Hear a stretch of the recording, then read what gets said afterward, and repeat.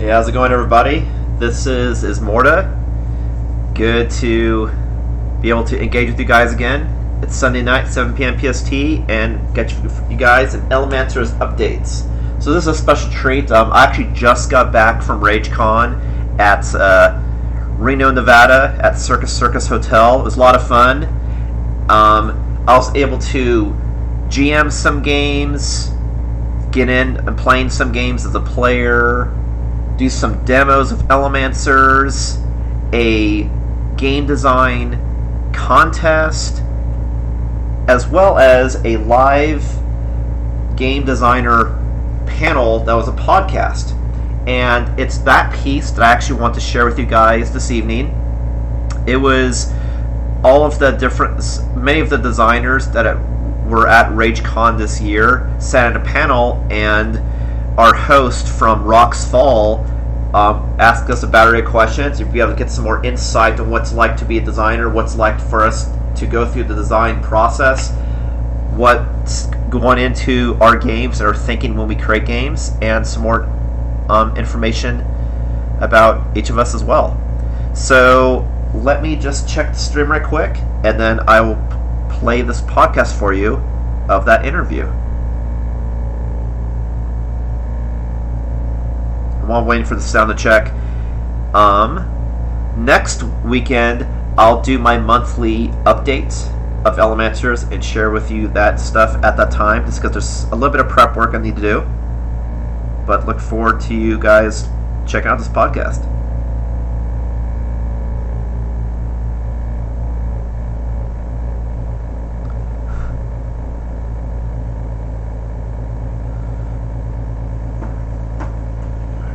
Wait for this to kick in to make sure that you guys can hear me okay. It says the podcast. You definitely want to be able to hear it. But let me see. There was about, let me see if I get my count right. 1, 2,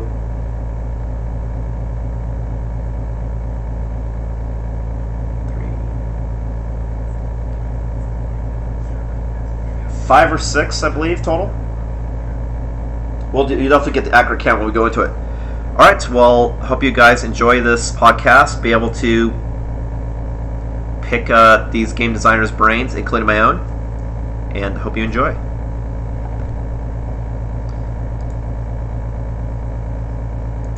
Hey everyone, and welcome back to Rock's Fall. This episode was recorded live in front of an audience at RageCon, which is the Reno Area Gaming Expo. I definitely want to give a big shout out to Brad and Jeff, who allowed me to come in and put the panel on, and a big thank you to everyone who participated in the panel. Thanks for listening and enjoy the show.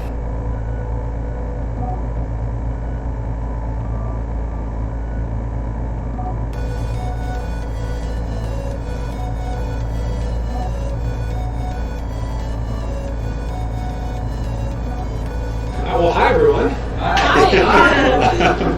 So, my name is Devin Truby. I'm the host and creator of the Rock's Fall podcast. I do interviews and reviews for tabletop and role-playing games with an emphasis on inclusivity and philanthropy. Today, we're doing the RageCon 2019 Creator Panel. Everyone here to my left is a creator in the industry, and I'm going to let them talk about themselves briefly and let you know who they are. I'm Ashley Warren. I am a writer for Wizards of the Coast, Onyx Path Publishing, Cobalt Press. Basically anything in the Dungeons & Dragons field is usually a company that I'm currently contracting with. I'm trying to think of projects that I can mention that aren't under 20 NDAs right now, NDA life, which I'm sure my panelists can relate to. And I'm the director of the RPG Writer Workshop, so I help new writers enter the tabletop gaming industry. And I'm usually working on too many projects than I have hours for in the day. I'm Danny Devine, game designer. I've worked on, my little name tag up here says Circle the Wagons. I was a co-designer on that, as well as another wallet game called Sprawlopolis, which is hard to say, but I just nailed it. And I've also designed Harvest Dice, Topiary, Ghost Slip Candy. Those are what I'm known for. So my name is Jarrett. I'm the founder, owner, and game designer at Shadow Balance Games. Currently working on my first title, which is coming out in October of this year, ELEMANCERS. Real excited about that. Previously, I've actually worked in the video game industry as a project manager on popular titles, including Star Wars: The Old Republic and Dead Space 3. Right on. I go by Johnny Pack. Started off as a small self-publisher at the game Hangtown, and then just went into freelance game design and development. And since then, I've worked on Coloma, which was just on Kickstarter, Sierra West, which is coming out at Gen Con in Essen this year, Fistful of Meeples, another Essen release, and I've got development work on Merchant's Cove, which is an upcoming title for August Kickstarter. And I got a couple other things in the woodwork, and that's what I'm up to. So my name's Tucker Smedis. I'm the owner and publisher of Card Lords games. We do family-friendly small box card games primarily. Things like Battle Goats, Take the Gold, The Pirate's Flag. And our latest one, I like being like Danny, we're trying to do a tongue twister of Animalchemists. I am Bernie Lynn, co-owner and co-creator of Dead Alive Games with Brendan here. We're the rookies on this panel, so trying to launch our first game, Omicron Protocol, and happy to be here. Absolutely. So I'm Brendan Kendrick, the other half of that duo. So we're here with our game and promoting it and trying to relaunch this fall with our Kickstarter campaign. That's it. Right on. Well, as moderator of this panel, I'll be asking questions, and you guys can just answer them right down the line. So I'll jump right into it. What is your earliest tabletop or role-playing game memory? I still feel pretty new to tabletop gaming, but I used to peruse the AD&D books at the library as a child, but I just didn't have really any context for what a game really looked like, how it was played. I didn't know anyone who played, but I definitely remember as a child looking through monster manuals and just being excited about the prospect of tabletop roleplay. As someone who just loved books and loved fantasy and sci-fi, I knew that eventually I would find my way into that hobby somehow, and eventually I did. That's very cool. Earliest memory is probably playing Boggle with my mother. Spelling big scoring words like cat and dog. That's Feralopolis. Yeah, I was really early on that one. But yeah, I kind of played a lot of the typical market games up until a few years ago, and the one that brought me into the hobby is the modern hobby is Small World, and that was after Will Wheaton had his show, and I was like, hey, this is cool, I could play this, and that kind of got me into design and everything as well. I'm sort of the same way. I didn't get really back into the industry when it had this renaissance till 5 years ago, when the Wheaton phase, and when I got driven to Kickstarter for someone else's project who I worked with previously at BioWare. I was like, wow, Kickstarter's amazing. That actually got me interested in going to conventions and learning about this renaissance of board games. But my earliest memory, fondest I remember, was when I was little playing Fireball Island. It was just ahead of its time, the 3D boards. Wow, this is amazing. I'm not sure what my earliest ones are. I just had the household stuff like Uno and all that around when I was a little kid. But I do have a especially fond memory of the mid-'80s when Ravensburger came out with the Amazing Labyrinth. A friend had that, and he pulled out of the closet. They just had it for a year or so and showed it to me, and I was just completely dazzled by it. And I didn't know that was a Euro game. And so I went on to pursue music and other things in my life, and then somewhere in the mid-2000s, I rediscovered Euro games through Carcassonne, Catan, Puerto Rico, and all that sort of thing, and fell in love with those, and that's still my jam. So, back in the 80s, we played a lot of games, and my family did a huge board game family, but the most fond memory back then was a game called Back Off Buzzard. You had to put batteries in it, and it had this really annoying screech, and it was fantastic for annoying my dad. But after that, I got into card game design. I really got into Magic heavy. In middle school, I was playing on the Magic Pro Tour, and got into high school, I was traveling all over. Started designing cards for other games, and that's what got me into full-on game design. My earliest, probably a D&D, probably first ed. A friend of mine just showed it to me, and then we made a character sheet, and I probably still have that somewhere, and I was just like, I moved away and I just never had anyone to play with, but I've always just remembered that, creating that character, and it kind of got me into the whole Gold Box games, Pool of Radiance, and people played that whole series of D&D games, so started there. My earliest memory is playing. My stepdad made a game in 1982 and so we grew up playing that. It's a game called Prospecting. You can actually still find it on eBay and stuff. It's all about like mining for gold or silver and stuff like that. I need a copy of that. Yeah, yeah, you can find it for I don't know $40 probably on eBay, or I can hook you up. There's still about 500 of those in my stepdad's attic. So Sandy knows a guy. yeah, I know a Alright, let's talk guy. after the Yeah, show. so I definitely grew up playing that a lot, and it's a pretty good game. Like kind of ahead of its time in component design and stuff. So, that's it. Outside of your own work, what are you guys playing now? Anything? Everything. Yeah. Yeah, I have such limited time to play other things, but I am interested in learning other tabletop RPG rule sets, just because I think it informs my own design thinking.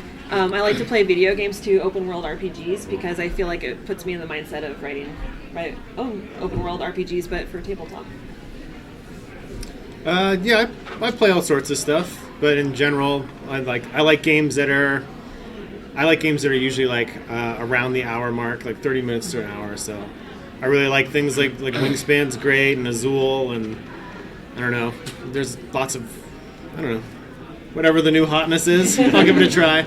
Not so much like the Gloomhavens, although I respect them for their own thing. Yeah. Yeah, I check out a lot, really, the newest Kickstarters that come out. It's like, why are they popular or why are they not popular? And just sort of investigate, what's the pros and cons of why something appeal to or not. Honestly, what I also play is really just a lot of video games, because like really these are all experiences that you can incorporate into whatever game you're designing. Just be like, oh, why is that fun? What's the fun in the board game? Well, sometimes when you design lots of games, lots of times you stop playing games. It's important, I think, to circle back around. And so John and Sarah over here from also Placerville area, Foxtrot and Panda, respectively, we do published game night. We actually had to make it Wednesday night is published game night. You're not allowed to bring prototype unless there's a deadline or something. And on published game night, we try to play 3 to 5 games just to stay up with what's coming out. And I love Euro games, so I usually bring a Euro and introduce that. Then we'll do like a filler or two, and then some Kickstarter thing that just arrived, and just to do that, keep up with where things are. So obviously we're not doing like 5 or 6 hour long games, so they're all the 1 to 2 hour length stuff, which is kind of our jam anyway. So that's what we do. And 100% agree with what Johnny was saying. If you are designing, it's important to keep playing, see what else is out there, see what mechanics somebody else is playing. So we do a game night 1 to 2 times a week at very minimum. If I'm lucky, I can get 2, 3, 4 game nights in a week, and we go hardcore. I mean, I've got probably 150 games unopened in Shrink. I'll bring out a new one every single time we play. Doesn't matter what it is, we're going to learn a new game every time we play. Last week, I hadn't played Unearthed, and it was a game sitting on my shelf for probably a good 6 months. Opened it up, had fun with it, and was like, man, I wish I'd have opened this sooner. Nice. I need to move closer to you. Similarly, I pretty much play all sorts of games. Whenever there's anything interesting, I usually like peruse the BGG top list, and I'm like, if I go to a convention, if I see it taught, I try to sign up and play. I love going around vendor halls if they have demos and stuff to try those out, and kind of supplement it with a lot of video games. So just trying to understand the different types of game mediums, and that helps kind of the creativity a lot.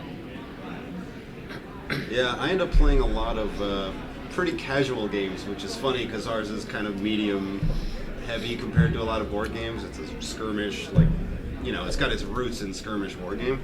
And I find myself, because we spend so much time working on that, I want a lighter experience, even though I really, if I wasn't designing a game, I crave the harder, more strategic experiences. So I play Azul, King Domino, kind of chill stuff like that.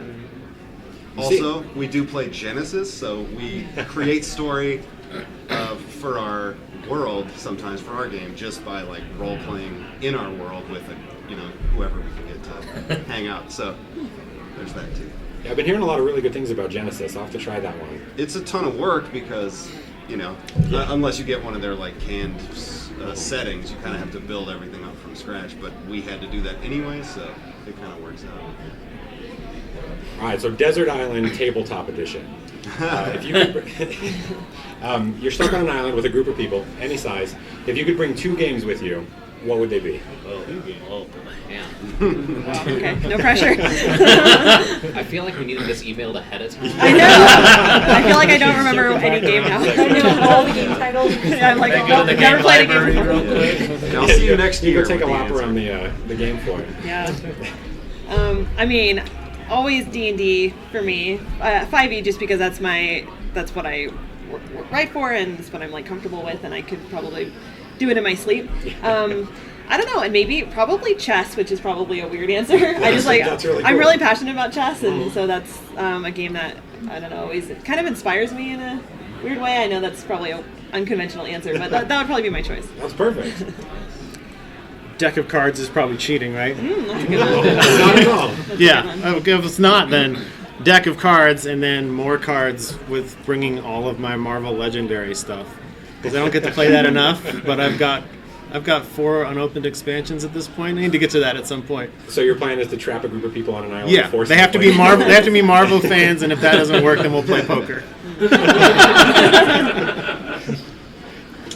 Let's see, 2. One of them, definitely Magic the Gathering. I find that I keep buying the newest sets, but then hardly ever playing the game. Just like, hey, I got all these cards. Okay, when I'm going to get around the time to actually playing and enjoying.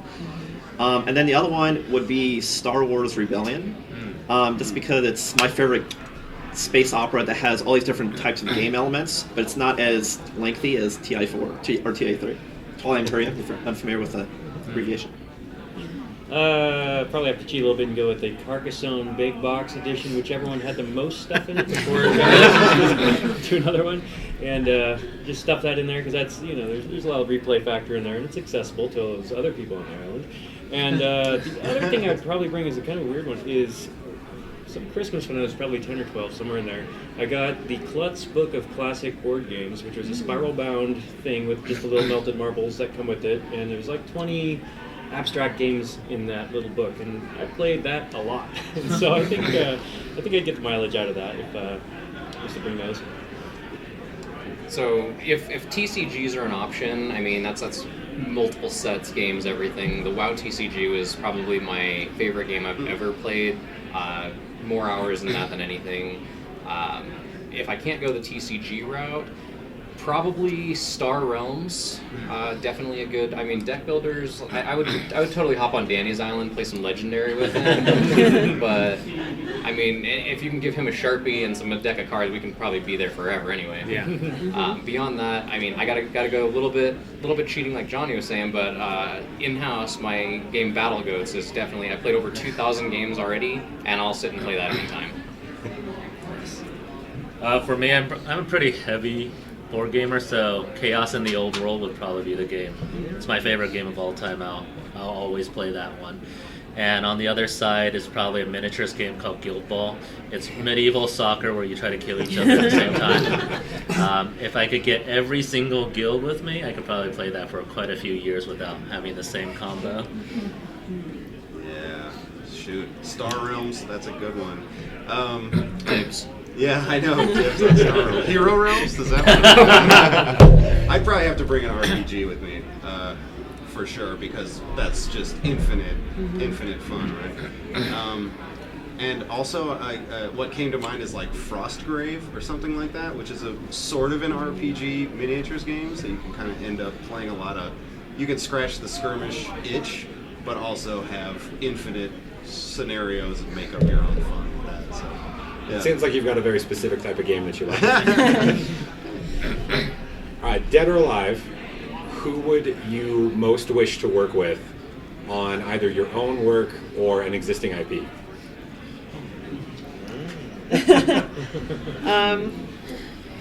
I'm trying to make sure I don't break an NDA by saying some of these things. I mean, I would, of course, love to work with Chris Perkins. Really, anyone on the D&D 5e team. They're just like an amazing team of creators. So I've worked kind of on some projects adjacent with them, but it would be great to just be part of that process. So, yeah.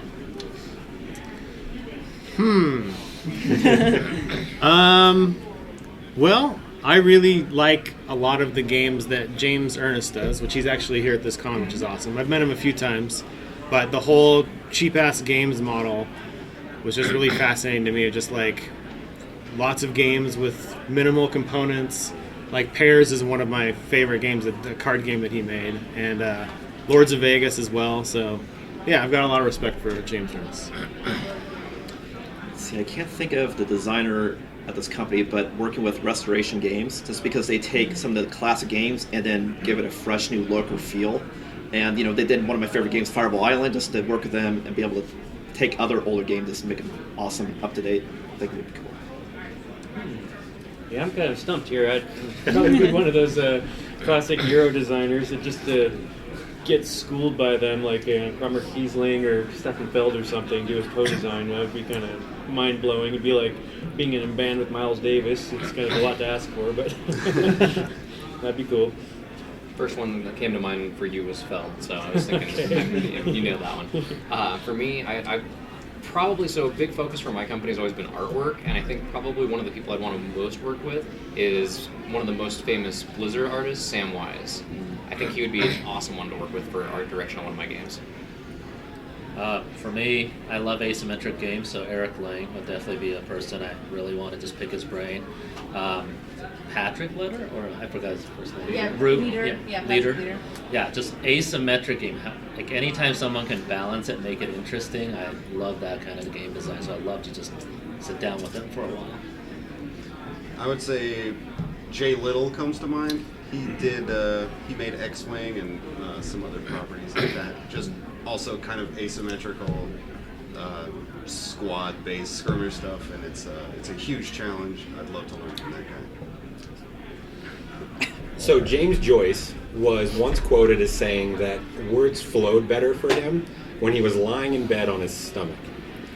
So what rituals do you guys partake in when creating? I feel like my answer is a little different because I had to kind of train myself to be able to write in suboptimal circumstances because of just the nature of the work that I do. Because if I could only write in a very specific environment, like I don't think I would be able to get all my projects finished.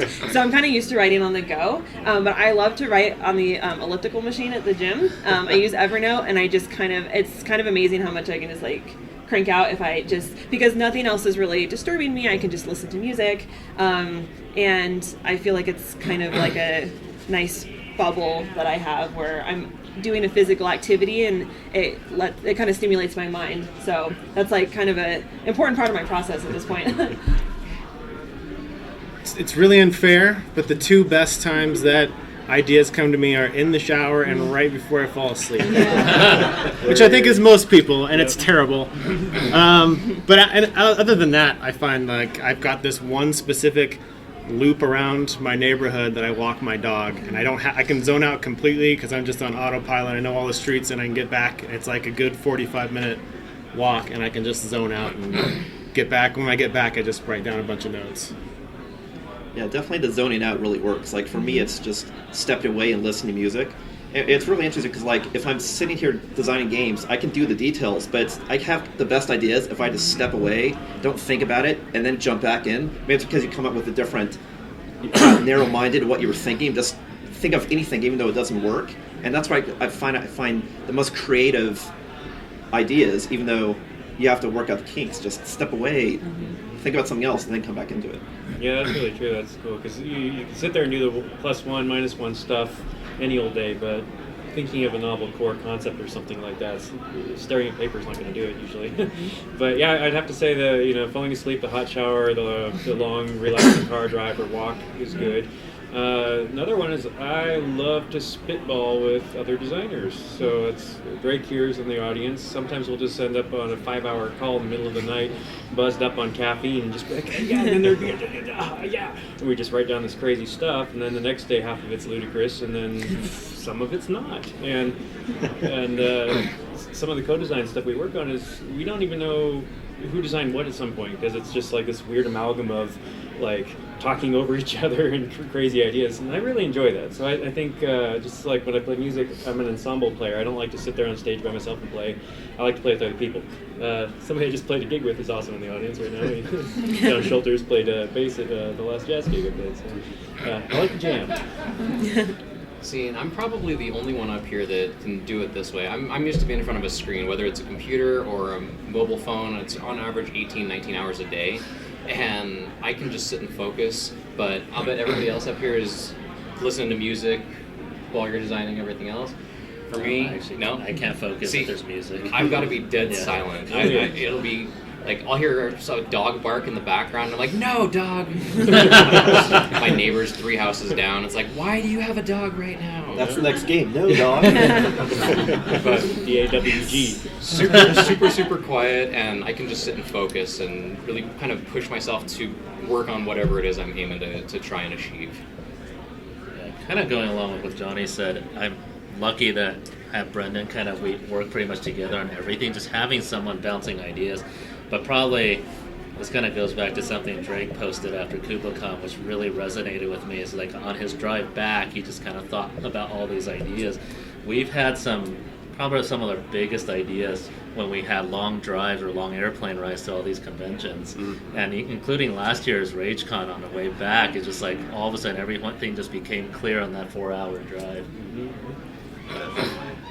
Yeah, I would say it's a little of both for me. So obviously working closely together, bouncing ideas, and just like kind of ruthlessly shooting holes in each other's ideas sometimes, but it has to happen. That's a huge part of it. And then novel experiences, like when I'm not focused on the game. So sometimes, it's a problem and you're like, this has to get fixed. I don't know what we're gonna do, and then just not thinking about that and focusing on anything else. And the next day it's like, oh, yeah, we should try this, So I think really breaking out of that focused state and just letting your mind wander is hugely important. Creating can often get us so involved in a particular industry that I've heard some people say that they just lose it. They don't want to touch it for their personal life or anything like that ever again. What keeps you all passionate for what you do? I feel like writing RPG content, every single project is totally different. It has a different theme, it has a different environment, it has a different goal.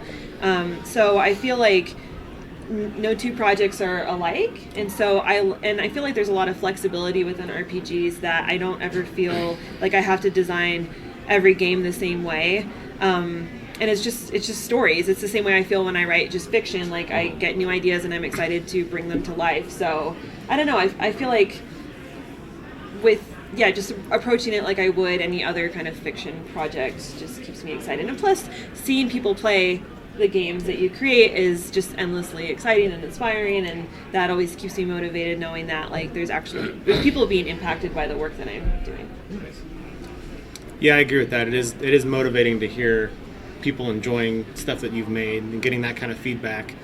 But in general, what keeps me coming back to it is that for me, the game design is almost like designing a game is like a game in itself to me. It's fun for my brain to figure out the puzzle, and that's the addicting part to me, is like, how can I make these two ideas actually work so that I can express that to other people so they can play too. So it's just kind of like that. The fact that I'm so in love with the process of making a game, I think is what makes me interested to keep going. Honestly, what keeps me interested is really events like this. It's like this, I wish we had this sort of thing, 10, 15, 20 years ago. The fact that you have these communities of people that you can play games, talk about games, all over social media. Maybe it's Kickstarter made it blow up. It's like, it's such a cool community. That's what keeps me energized. Yeah, I can't say that enough. The community is incredible. If you dabble in other communities, adjacent communities, or ones that are different, again, I was talking about music, but like there's certain music communities that's not like this. There's a certain thing at these conventions and photo spiels or whatever it is that the people are exceptionally good and creative and accepting. So that's definitely a very amazing part of it. And I guess on the other side, for me, it's I'm still very much a game collector and player too. So for quite a few years before I got into the design part, from mid-2000s all the way to 2012-ish when I designed my first game, I was a person who would host game nights every week and be the guy that like bought the games or found out about the weird ones on BGG and started to the local groups in some ways like that. So I'm still very interested in that, and I still spend too much money every month on games that come out. And there's a lot of games and types of games I don't particularly like, but there's so many I do like, and I'm very focused on finding more of that, and there's so much of it. And so I think you're always just kind of like, this is awesome. And then if you play a game that you love, you discover, you bust out the shrink wrap on that Wednesday or whatever, and you play it and you just go, oh, this is brilliant. That makes you just want to stay in the hobby, because those surprises are still there in that box. So that's me. I'd say it's a combination of kind of what others have been saying. So like Danny was saying, when you're creating a game, you're doing something, you're making something from scratch, it's that task of making something. It's kind of a fun creation process rather than necessarily what the game is as a whole. It's just you're peeling it apart and putting it back together in a way to make it something new. That's probably my favorite part of it, in terms of if I look at what I do, and on my average day, I spend more time thinking about random ideas, whether they ever come to life or not, just because it's fun. But the other part of it is going to, conventions, or, I walked into a Barnes & Noble, saw a kid who was probably 7 years old, asking his mom if he could get my game that he's holding in his hand, and that's just, it's an awesome feeling. I'd say two things. One is, I play a lot of games, so it's like, and probably a lot of people here, like, you're always like, if only this mechanic were a little different or that. And just being able to kind of debug, if anyone's a programmer out there, kind of go like, oh, something's weird about this mechanic, how can I fix it? And that moment when you fix it, that euphoria is what keeps me going. And then the other part of it on the other side is like when people play your game and like they get it. They're like, oh, you thought about this, and this part's really cool. You go, oh my god, you understand me.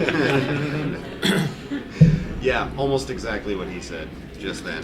We had this couple of dudes. We sent a prototype out to these guys in the UK that are, one of them has a podcast, the other one's like a studio painter, and hearing them talk about our game, and it almost felt like we were communicating with them in this really abstract way, where they were like, they picked it apart and understood every message that we had encoded in that game somehow. It was really amazing.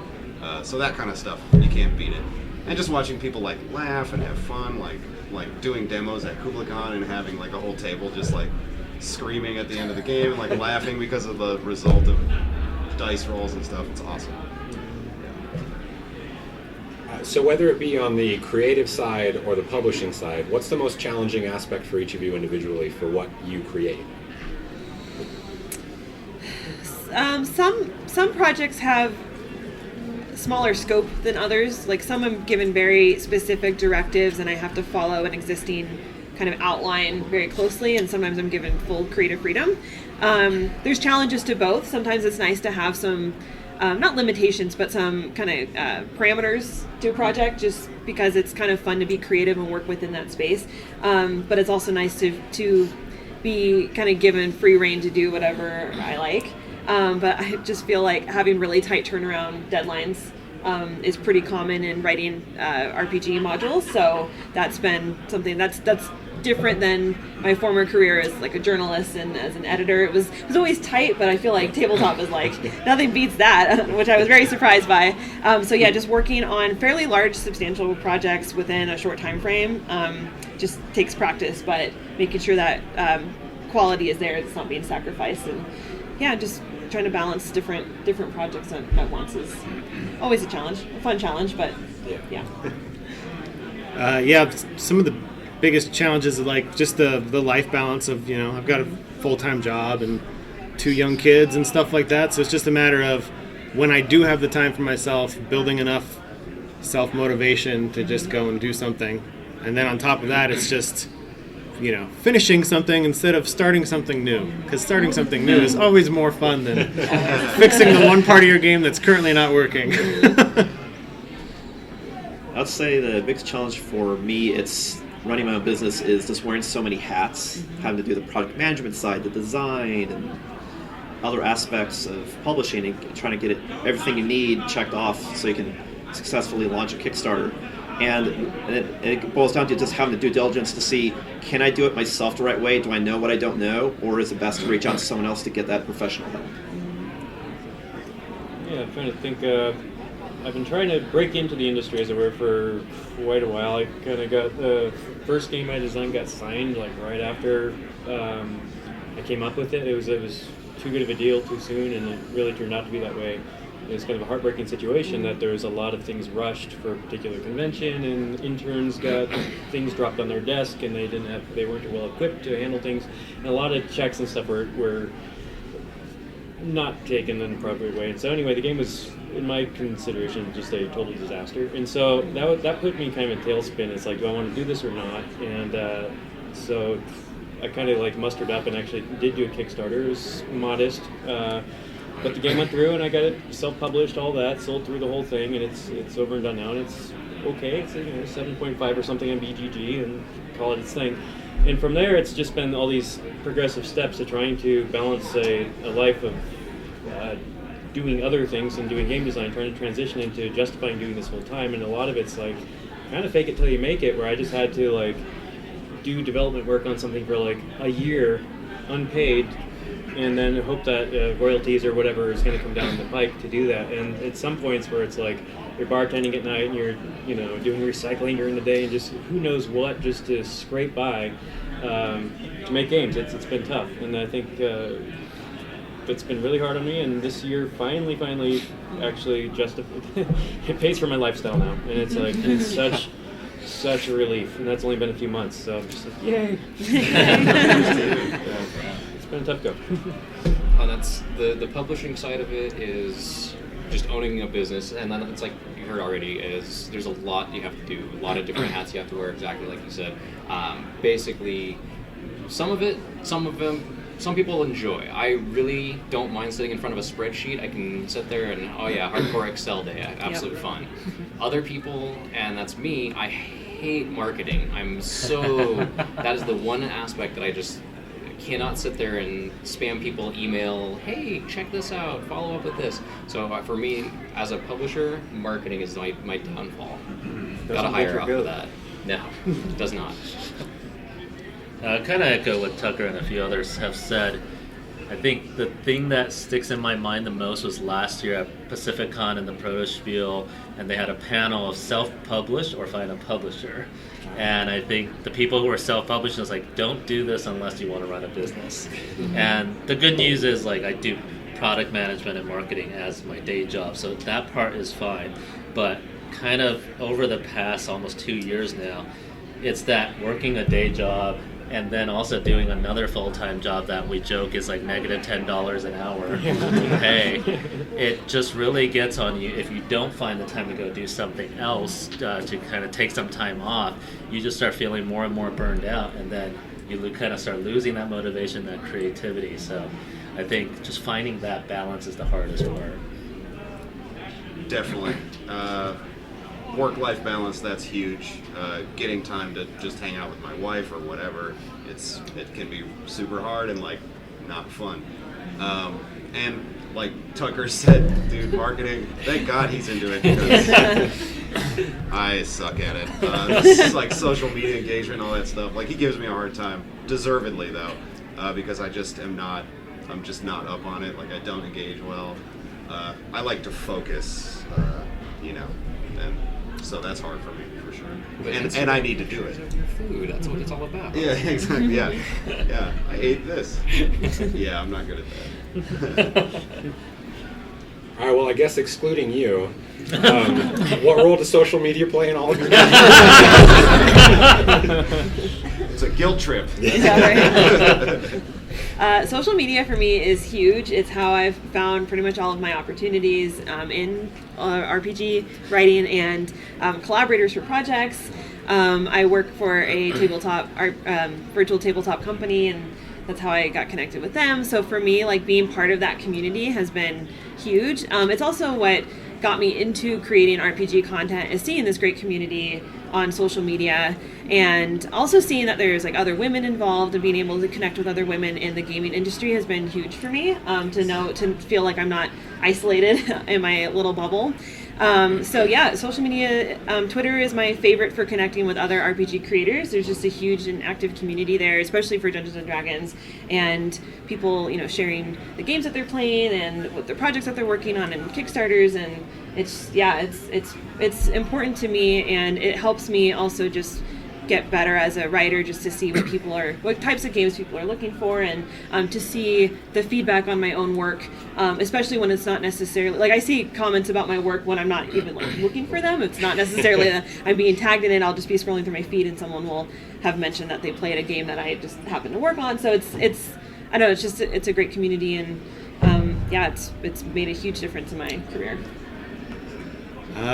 Same here. I got into Twitter, found the board game community on Twitter, and just started interacting with that while I was working on a couple of my first games, and got to know quite a few people, and started getting publishers and things following me because I would comment on their games. And I've actually signed 4 games just from posting my prototype pictures on Twitter, and publishers finding me and asking me questions about it. Like, I don't go to very many conventions. Like, this one, I live in Reno, so this one was really easy to go to. But outside of that, I've gone to, I go to, like, Protospiel and those types of things that are around the area. But I haven't been to Gen Con or anything like that. I want to, but I haven't. So for me, Twitter's been huge because that's been my connection from my living room to the board game world, and it's worked out for me. Yeah, man, social media. It's like I keep getting involved, probably like a different social media platform. Like now, it's been like every few months. Like I just start getting into Discord and realize, hey, there's a whole community like on Kickstarter for learning and seeing what people are up to. And it's like there's so many different ways you can make connections and just learn about information that you have no idea about, especially being a self-publisher. And it's like so much information out there, and just like it is the best way, just like at least to get exposed. And then you can, travel and try to meet and market these people. But you need to be at the connections first. And, I don't know what I don't know. And when you are part of these Facebook groups, for example, you get to hear about all these different things that are going on. You may not even know about, like, new conventions popping up. Like RageCon, like, it's only been around, X number of years. And how I first learned about it, year 2, was social media. So. Yeah, I think Facebook's good for that kind of thing. So personally, I kind of limit myself. I still have a flip phone, which might end eventually. But when I'm on the computer, whatever, I do check in a couple times a day to make sure that. But I actually use more of the stuff on the back end, like the Messenger and the video chats on Facebook a lot. And it's good because I work a lot with the European publishers, so our time differences are kind of crazy, and it's nice to see a little green light, like, they're awake. And then, we can chat for a little bit while our times are offset, and do video calls, whatever else, share pictures and all that. So it's basically using Facebook as email with pictures and chat has been fine, because everybody has that, and sometimes somebody doesn't have Google, doesn't have this, and it's a common thread. But on the other side, I don't like taking pictures of my food and or prototypes, really. I mean, I do sometimes, and I'll usually just share pictures that the publishers will release or something like that. Like, yay, wow, that's cool, that looks neat, and kind of move on from there. But I would say that some of the connections I made are based either at conventions like this, or somebody that knows somebody that did meet me somewhere, saw something I did do, connected me through Facebook. So that without it, couldn't have started working with Final Frontier, for instance. So as I mentioned, I'm not great with social media. I'm on it like 90% of the time, but I'm not paying attention to what I'm doing. I'm just scrolling through feeds, and I'm in 30-something Facebook groups, which they are an immensely useful resource, I will say. Even just reading what other people are saying, not even commenting all the time, but just seeing all the information. There's so much out there. But even at conventions, I do 14 or 15 conventions a year, and I'm terrible at taking pictures of my games. I feel weird about getting up from a table, taking a picture like, hey, smile for the camera. But so if anybody takes pictures of me playing, tag at Cardlords, love it, perfect. But funny story about social media. So about 5 or 6 years ago, I was randomly scrolling through my Facebook or Twitter feed, I forget which one, and it was mostly just friends from school, family, friends like that. And I saw this guy, Danny Devine, posting some stuff about board games, and it turns out he's kind of a big deal. But, he and I actually went to school, from elementary or middle school all the way on, and had no clue we were in the same industry. Right. That's cool. Yeah, social media, for me, definitely taking pictures is not a problem, being Asian. I take pictures of every food. He knows how to like wait for me to take a photo before but there are definitely some that work like I get and some that I don't. For example, I don't know why I cannot understand or make Twitter work, but Facebook's kind of like the thing that I'm all about. Again, being a partnership in this thing, kind of he handles the ones that I don't understand, like Instagram for some reason, and Facebook I'll take, and then we just kind of both don't understand Twitter. So. But yeah, Facebook, the groups have just literally saved us so many times, especially the one James Matthey put up, may he rest in peace. That is like the most important one. It's just so much information, so many creators sharing their information there. So we couldn't have gone this far without that. For sure. And I am okay at Instagram for whatever reason. I think it's because I'm a hobby painter, so like I was already kind of like tracking a bunch of hobby painting stuff and like posting pictures occasionally there. So for me, I don't know why, but I'm comfortable with that and nothing else. So. Yep. So as creators, has there ever been anything that you have all created that was met with disappointing feedback? And kind of how do you work through that? Oh, sure. I mean, every project you put out in the world opens you up to criticism, and I think part of being a creator in any industry is learning how to address constructive criticism without internalizing it. But that's hard when you pour, 150% of yourself into every project that you do, which most creatives do. But it's important to kind of extract your own self-worth from a comment. I have a pretty strict kind of like personal protocol for that. If I think that a comment is genuine in its constructive criticism, I of course make sure to apply that to future projects, or if I'm able to address the project in question, then I'll do what I can to like make updates. Like if something is like totally mechanically broken, like that's of course one thing. I'm sure like other women who work in the gaming industry get my fair share of not very nice feedback as being a woman, female game designer. So those types of comments I give no shit about because it's not relevant to the project, and if it's not making the project better, then I don't care.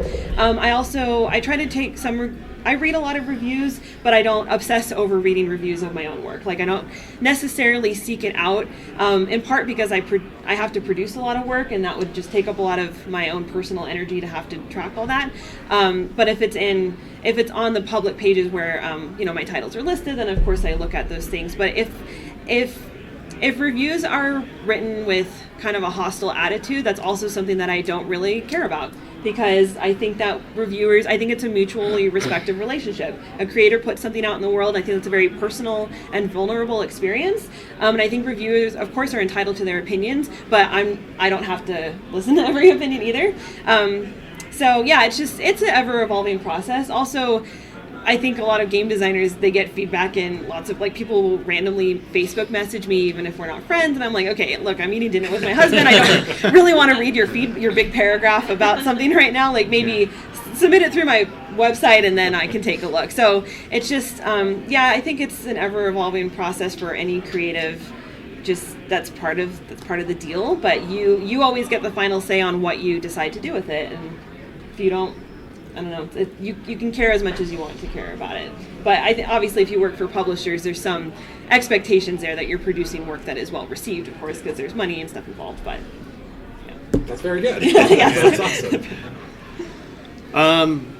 Learning to be a little bit thick-skinned and being acceptable. Being willing to take feedback and how to respond to that. My day job is a graphic artist, so by trade, doing graphic design or art for other people, you get lots and lots of feedback because it's you interpreting someone else's thing. So it kind of helps having that as a background, learning how to take criticism and feedback and figure out which stuff is worth keeping, or when you're playtesting and you play a game and when people want to give you feedback. They like to give you ideas, or like, you should do this, or this is my favorite game and it does it this way. And you have to try to think on an extra level of like, well, what is it exactly that they don't like about this game when they're telling you that you need to change the bidding mechanic? Is it because Is it because the bidding mechanic is really bad, or is it because there's something wrong with the rest of your economy, or they're missing they're missing social interaction, and that's what they're hoping for, right? So it's, you have to learn how to take feedback, thank people for giving it, and then figure out which parts of it you actually want to take, because you absolutely can't take all of it, and you shouldn't take all of it. So it's a process, and that's a skill in itself. And if you don't already have a lot of exposure to strangers telling you why your thing is wrong that you love so much, it's good to get that practice. Yeah, well, like getting feedback that's not what you expected or negative, like about your pet project you've been bringing into this world, is tough, regardless like what the feedback is. But again, like you're saying, like you just have to be thick-skinned and then just investigate. Don't necessarily take what they said verbatim, but why are they feeling this way about your game? Like, they're frustrated. Why are they frustrated? Is it because that mechanic in particular, or because they have expectations that they wanted to see something else that isn't part of your game? So just to then absorb the feedback, and then why is someone feeling this way? What experience are you creating with your game? Can you match or adapt to meet that person's expectations? I mean, if you have someone that's into a dexterity games and you're making a strategy game, it's like, you're probably never going to please that person because they want to throw something. But, what works best for a game and what audience you're appealing to, and then see how you can appease them. Yeah, that makes a lot of sense, definitely. I think I have a little bit of an extra grind with that kind of thing is I love going to proto spiels or test lab. I'm sure obviously helping out the test lab and that kind of thing. And I come to these places so that I can learn things that I can't know just by, no matter how much I think about it. I know when I leave, I'm going to know things I didn't know Friday when I got there. And on the drive home Monday, I'm going to think about all this feedback, good, bad, everything in between. And I like that. And the thing I feel most strongly about right now is that the designers do actually need a safe space when we're doing this stuff. Because sometimes it's kind of like a soft science in a way that we might need to test a game with a bunch of strangers that don't know this is the one time we've tested it this way, that's purposely trying something that we don't believe in, and it's a control experiment to maybe prove something. The publisher says, hey, try this, we think it'd be great, and you're going, that's against the grain, I don't think it's going to work. Okay, so you get 4 strangers off the street, say, hey, come play this game, and then you teach it just like this, and watch it happen, and you go, that was terrible. Thank you. But what I don't want is any backlash from that. So I feel like that's what I don't like, is if that person went on to BGG 6 months later and be like, I remember that game, that was terrible. And it's like, yeah, it was. It was purposely bad because we were trying something. You helped us solve the problems, but just because it has the same name doesn't mean it's the same game several months later. And so I've encountered that a couple times, and I've had to actually write to somebody and be like, what made you feel that way about your review? Why are you reviewing this if it isn't out yet? If you don't even know if it's going to be that way, do you just fundamentally not like the concept of it? Do you not like me? Like, where's this coming from? And they say, well, it's this, and this. I said, those things aren't even there anymore, or they might not be there. How do you know? And so basically my attitude is like, when it's out in the wild, or if I'm out doing demos, which I never am, I don't do demos, I'm not here for marketing, go ahead and burn it to the ground, because it might not fit your taste, whatever else, but I need the safe space, and I think all the rest of the designers to do whatever we need to do with the games, and we'll treat you like good human beings, and we expect that in return. So that's the feedback I don't like. Anything else is just, people are entitled to their subjective experiences otherwise. So. And there's going to be those people who don't like a game. I mean, no matter what, there's going to be somebody who doesn't like a game. But it's the constructive criticism that comes back with, why something didn't work or how it didn't work. Those are useful. I mean, I've played plenty of prototypes where I'm like, oh, this is awesome, I love the way it's going, and then somebody will sit down and just break it. Like, John over here sits down and plays one of my games, plays it how nobody's played it, completely breaks it, and I just look at it and go, didn't see that one coming. But at the same time, somebody will hop on, like Johnny was saying, BGG, and be like, oh, this game is bad. And then I reply, oh, did you have an actual issue with this, or how'd this play? I see the ruling you're mentioning, it's on page 7. One of them replies back and goes, I don't want to reference the rule book while I'm playing. I mean, you can't fix some things. It's going to happen that way. And then Johnny and I both have similar experiences with game contests, of submitting games to contests and getting some feedback there. That's where you expect some critical feedback that gives you useful feedback. Well, I submitted one of our games. It's a roll and move style game, and the feedback I got back was a 1 rating out of 10, and they specifically said, quote, roll and move games are bad. Oh. I mean, that's totally an okay opinion if you have it, but that's not the kind of feedback we're looking for, and in design especially, explain it, give us some feedback as to what you can, but that's where it's all about. Yeah, I mean, on the game design side, I think I just agree with everything everyone said. Kind of taking it out even more if you're doing self-publishing, having just gone through kind of an unsuccessful Kickstarter, putting it out there, seeing all the comments. Sometimes randomly I stumble upon like a thread on Facebook. Social media can give, it could also take away, and you're just going, ooh, those are really painful comments. But just being able, not just having a thick skin, but how do you look at it and go, is there some gem in there that you can learn from? And I think just always having that attitude and just discovering these like completely honest opinions, even though they might be making fun of something you did, they might not understand what you did, but something they said will always help you improve. And I think just having that process in the last month just helped us kind of realize, oh shoot, we didn't do this right, we didn't do that right, on top of our game mechanics, but also the marketing of it, the perception of it, and all that. So I think you could definitely learn from that. Yeah, and you're right, you can't please everybody. We have a playtest survey, of course, that when we were doing playtests a lot, and we'd get feedback all over the place. Some people are like, oh, your minis are so cool, they're understated, they're kind of realistic, but blah, blah, blah. And then we got one comment that was 0 out of 10. The paint jobs, the models don't do the paint jobs justice. Well, just like, and that's a direct quote. Sorry if you're listening. But it was just kind of like, okay, well, they're obviously not a 0. Like, what? It would have to be a melted piece of plastic, like a 0 out of 10. So what is he really saying? What's his expectation for miniatures? Why does he hate these so much? And you have to kind of, you do have to think about everything in context, think about the perspective, and if it's mean-spirited, try to strip that away and don't take it personal, and just see like, okay, what's their valid complaint, even though they're a jerk. Don't respond to them with things like, who pissed in your Cheerios? Exactly. Yeah, don't engage. That's a big one. Yeah. Absolutely. So another part of it is like, we're experienced architects, and if you're creating a strong emotion, even if it's negative, that can be a good thing. I'd actually rather somebody hate an experience than a bunch of people to play my game, nod a few times, and then get up and leave and not say a word. Sure. So getting a sense of where you're at when it's negative is actually really, really valuable, because if people just say like, I enjoyed it, that doesn't actually tell you anything. I mean, it might say that you're sort of going in the right direction, but if somebody tells you something negative, that's actable information, and sometimes as a designer, that's all you're searching for, is some sort of information to act on. The negative emotion is exactly that. So. Yeah, for sure. That's perfect. Sometimes something's broken and you don't know what. Like, so it helps.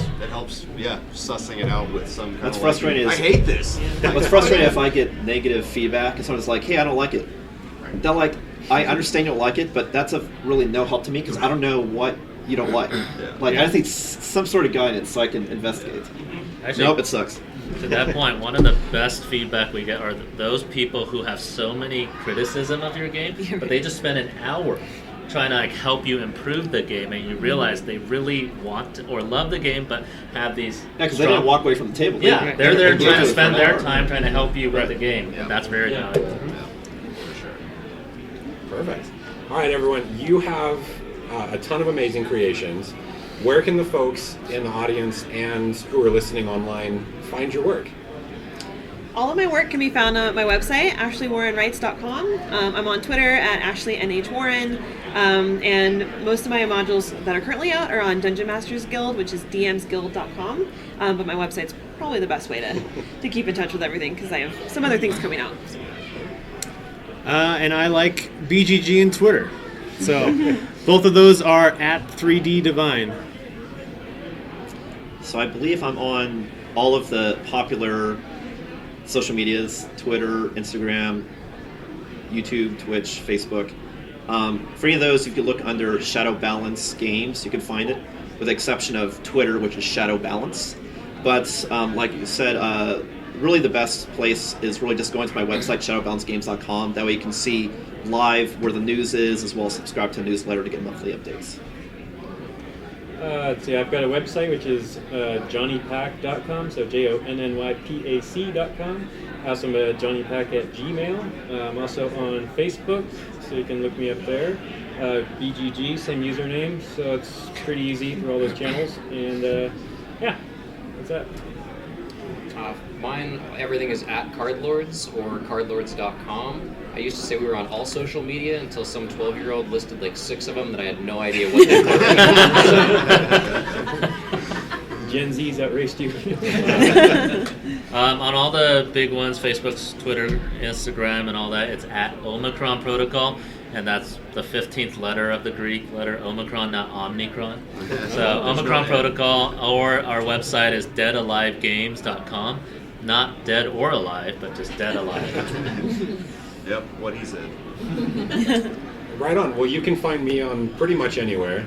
I don't know what the 12-year-olds are thinking, but pretty much anywhere that's out there. You can find me at Roxfallcast or my personal stuff at Moundhouse Dude. I want to thank everyone on the panel. Let's give them a big round of applause.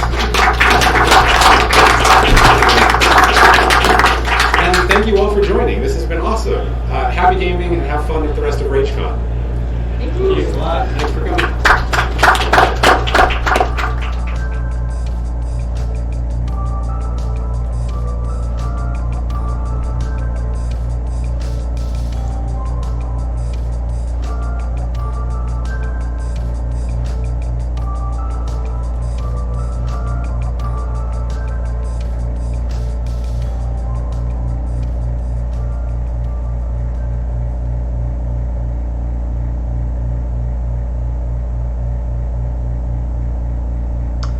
Alright, so thanks for, I was going to say watching, listening to this podcast. And it was great to be able to just chance to meet other game designers and see what makes us tick and what we go through and how we overcome our obstacles and challenges to create amazing board games. Like I said at the beginning of the stream, my next ELEMANCERS update will be this next Sunday, 7 p.m. PST, to give you my monthly update on what's going on with the game project and what you can expect to get developed and worked on and communicated during the month of July. My next stream will be Monday, 7 p.m. PST, during my online card game stream, which I believe is going to be some more Hearthstone to try to get further along in the Dalaran heist. Looks like that is correct. So if you want to tune in for some card game action, definitely tune in then. Well, thanks for watching. Again, this is Ismortah, and I'll catch you next time.